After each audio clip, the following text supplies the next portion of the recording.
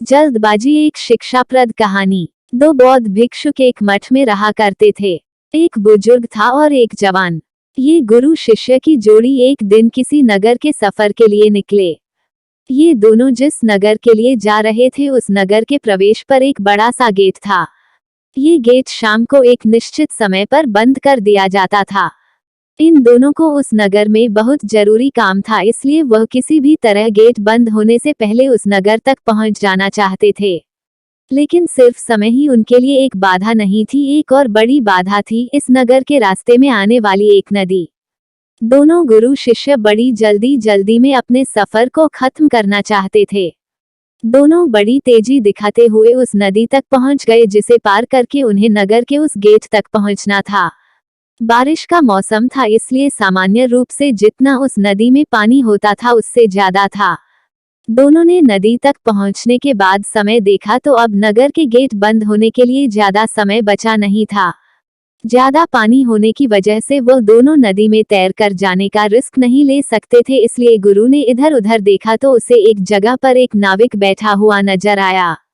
गुरु ने नाविक को नदी पार कराने के लिए मना लिया।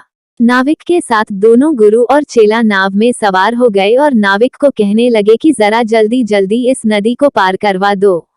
नाविक जरा अलग ही किस्म का शांत स्वभाव का आदमी था।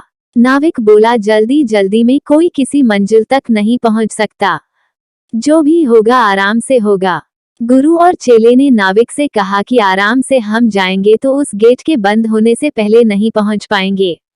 नाविक बोला, आराम से जाओगे तो ही पहुंच पाओगे, जल्दबाजी करोगे तो नहीं पहुंच पाओगे। नाविक अपनी गति से बिना उनकी बात सुने उन्हें किनारे तक ले गया।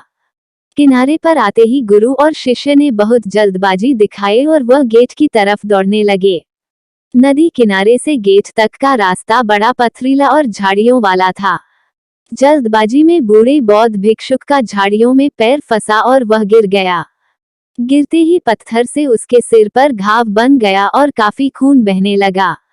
शिष्य ने जो आगे निकल चुका था वापस आकर अपने गुरु को उठाया और उनका घाव साफ किया, उन्हें बिठाया। तब तक नगर का दरवाजा बंद हो गया। अब उन्होंने उसी नाविक को मदद के लिए बुलाया और उसकी झोपड़ी में जाकर रात बिताने की व्यवस्था की।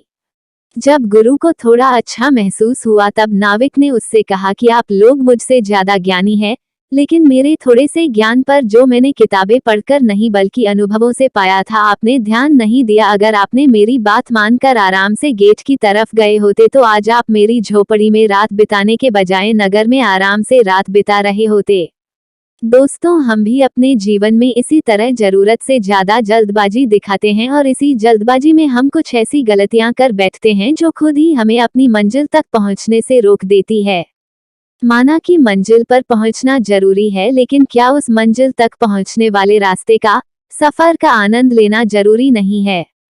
यदि ये कहानी आपको पसंद आई हो तो अपने दोस्तों और अन्य लोगों के साथ शेयर जरूर करिएगा।